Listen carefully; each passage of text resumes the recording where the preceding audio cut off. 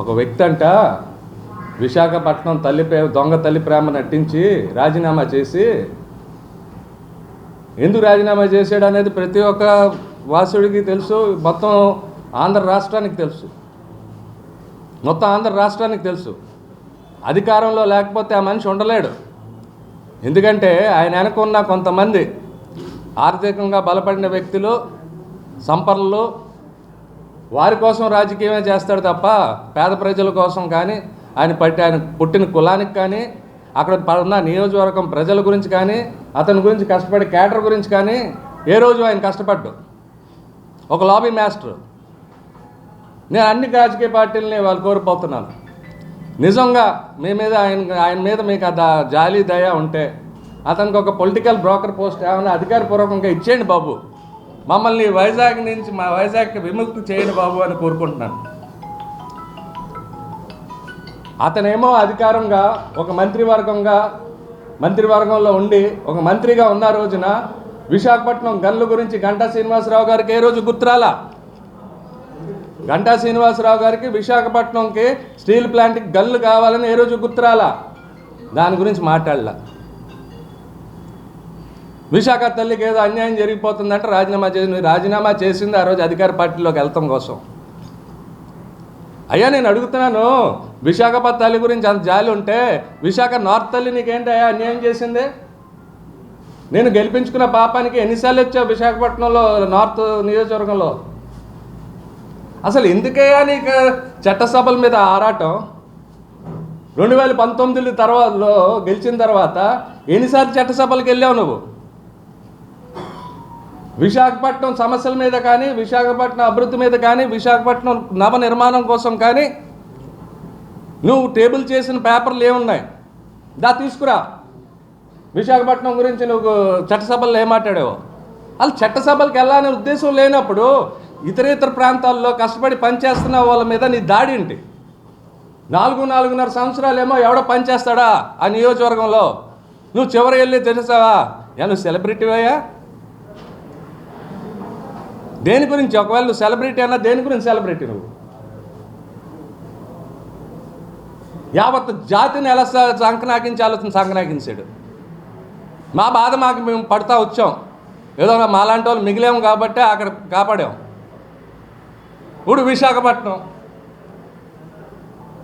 విశాఖపట్నంలో అసలు ఏ ప్రాంతాన్ని నువ్వు అభివృద్ధి చేసావు చెప్పు? ఎడ్యుకేషన్ మినిస్టర్ చేసావు. ఎడ్యుకేషన్ మినిస్టర్ చేసినాక నువ్వు నీ కుటుంబం చేసిన స్కామ్లు ఏంటి?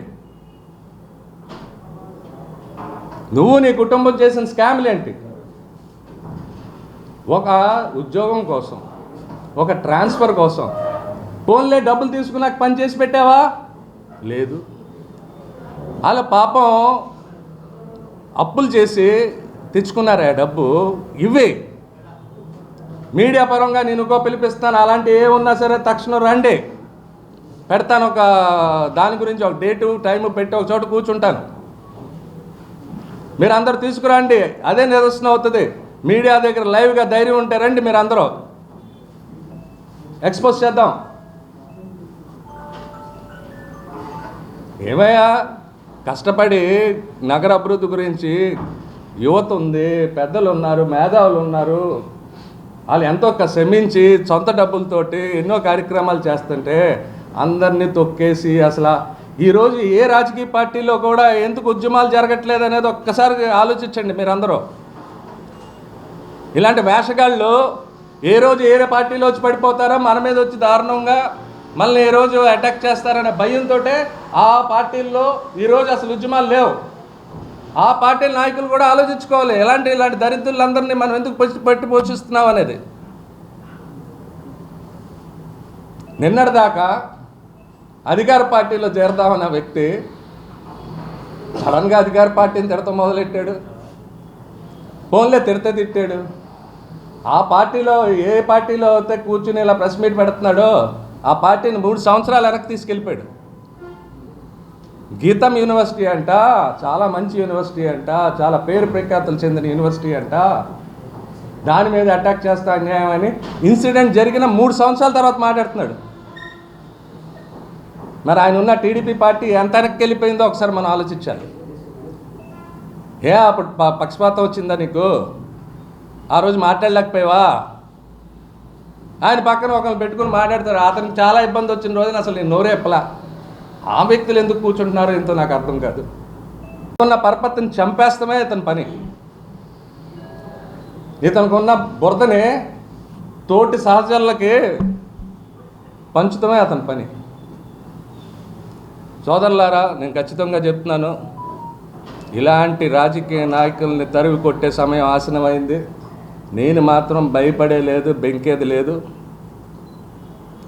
నాకు ఆ పార్టీల్లో అవకాశం వచ్చినా సరే నా గలం ఇలాగే అయితే ఉంటుంది. ఎందుకంటే ఈరోజు రాజకీయాలని భ్రష్టు పట్టించారు. ప్రతి ఒక్కరు ఇతను చూసుకోడు, కొన్ని చూసుకోడు. మొత్తానికి అందరూ కూడా ఏంట్రా ఈ కర్మ మనకన్న పరిస్థితి వచ్చింది. మన చేతులు దాటేదాకా ఆగద్దు, మన చేతులు కాలేదాకా ఆగద్దు.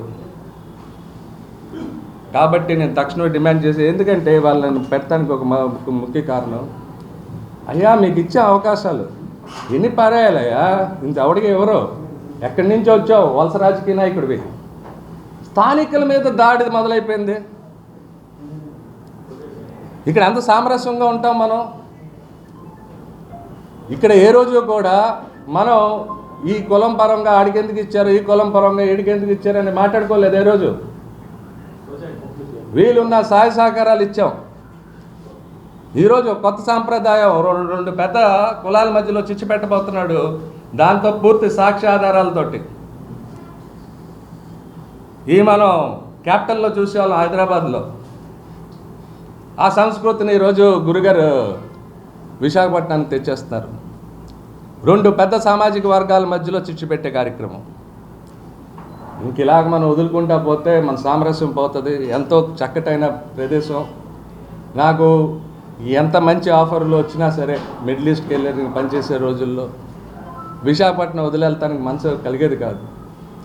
ఇక్కడ ఉన్న అందాలు, ఇక్కడ ఉన్న శాంతి భద్రత, లేకపోతే మనకి మనమే ఇక్కడ హీరోలు.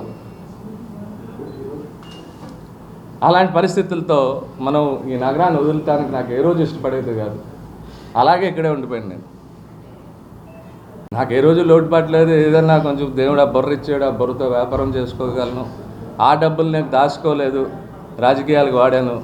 ఇంట్లో పైసా వేస్ట్ చేయలేదు. అలాగని చెప్పి నా దాన్ని కూడా నేను దాచుకోలేదు.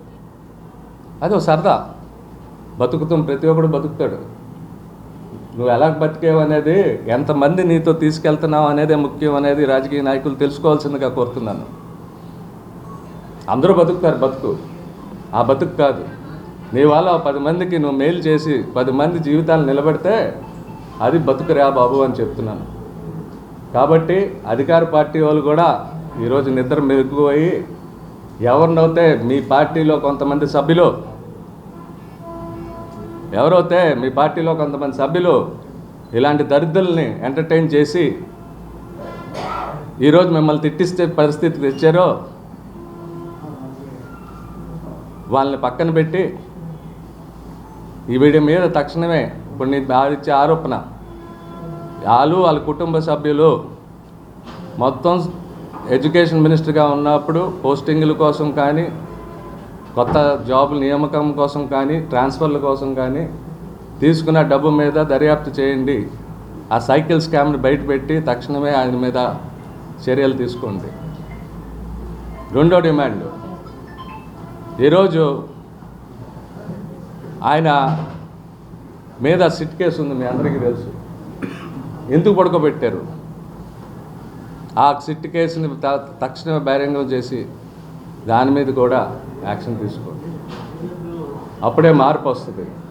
నేను అన్ని రాజకీయ పార్టీలకి చెప్తున్నాను, ఈరోజు కానీ మీరు స్థానికుల్ని విస్మరించారా, స్థానికుల మీద జరుగుతున్న దాన్ని ప్రోత్సహించారా, రాబో రోజుల్లో తీవ్ర నష్టపోతారు. మీ దృష్టికి ఈ కుట్ర రాజకీయ నాయకులు మీ దగ్గరికి తేవట్లేదు. స్థానికులంతా ఉడికిపోయి ఉన్నారు. కాబట్టి ఈసారి ఎలక్షన్స్లో అసెంబ్లీ చట్టసభల్లో స్థానికులకి మీరు పూర్తి మర్యాద ఇవ్వాల్సిందిగా కోరుతున్నాను. మీ మీడియా ఛానల్స్లో చాలా చోట నేను పాల్గొన్నప్పుడు నాకు చాలా మంచి సబ్జెక్ట్ని ఇచ్చారు మీరు. అలాగే చాలా మంచి బాధ్యతని నాలో కలిగించారు. అదేంటంటే ఈరోజు విశాఖపట్నం నగర సమస్యల మీద, అభివృద్ధి మీద, మరియు ఒక విశాఖ నగర నవనిర్మాణం, ఒక సమాజం కోసం మనం ఒక నవనిర్మాణం చేసుకుంటూ దాంట్లో అణగారిన వర్గాలు అన్ని వర్గాలకి న్యాయం జరుగుతూ మనకున్న వనరులు, దయచేసి మీరు అందరూ అర్థం చేసుకోవాల్సింది ఏంటంటే విశాఖపట్నం సరౌండింగ్ డిస్ట్రిక్ట్స్కి ఉన్న వనరులు ఈరోజు పెద్ద పెద్ద స్టేట్స్లో లేవు. ఇటు బొర్రా కేవ్స్ నుంచి తీసుకుని అక్కడ విశాఖపట్నం కేరళ అనుభూతి, దీన్ని ఒక టూరిస్ట్ స్పాట్.